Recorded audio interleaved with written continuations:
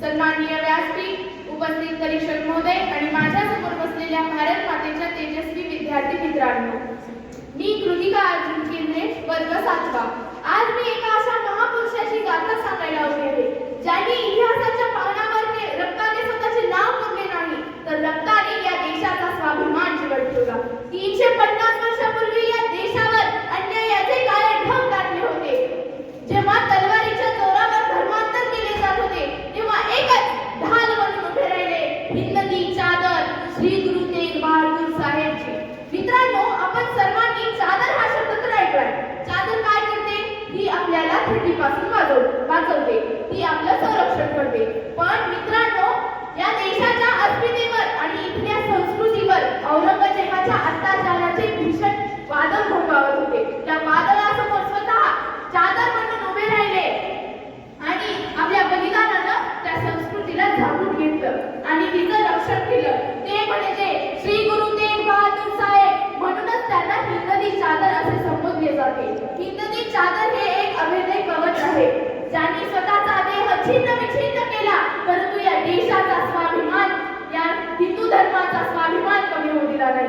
जेव्हा काश्मीरी पंडित रडत रडत आनंदपूर साहेबांमध्ये आले, तेव्हा त्यांनी हे विचारले नाही तुम्ही कोण आहात. त्यांना फक्त हे दिसत होते की मानवता धोक्यात आहे, मानवता धोक्यात आहे.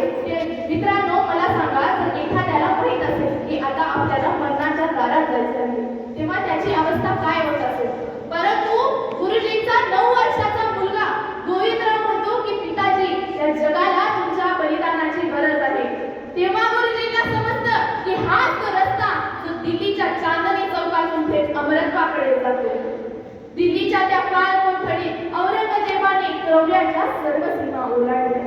गुरुजींचे निष्ठावान आणि महाबलिदानी शिष्य भाई पतिदास, ज्यांनी शेवटच्या श्वासापर्यंत गुरुजींची साथ सोडली नाही, त्यांना गुरुजींच्या डोळ्यात देखत गर्भतीनं चिरलं गेलं. भाई सतीदासांना जिवंत जाताना गुरुजींच्या श्वासापर्यंत पोहोचत होता. भाई दयाला उकळत्या पाण्यात शिजवलं गेलं, परंतु गुरुजींच्या ओठांवर मात्र भाई गुरुजींचे नाव होते. मित्र, औरंगजेब किंचाळला, इस्लाम स्वीकार नाही तर मरायला तयार हो. गुरुजी शांत म्हणाले, हा देह तर या माझीच आहे, तो आज न उद्या तर जाणार आहे, पण मी जो विश्वास जपलाय तो तुझी तलवार कधीच कापू शकत नाही.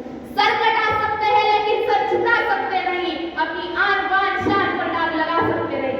सर कटा सकते हैं लेकिन सर झुका सकते नहीं, अपनी आन बान शान पर दाग लगा सकते नहीं.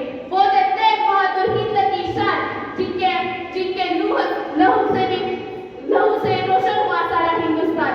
वो तेग बहादुर हिंद की शान, जिनके लहू से रोशन हुआ सारा हिंदुस्तान. 11 नोव्हेंबर 1675 दिल्लीचा चांदणी चौक त्या बलिदानाचा साक्षीदार ठरला. आज आपण मित्रांनो, गुरुजींनी शीर दिलं, पण आपलं तत्व, आपलं साथ दिलं.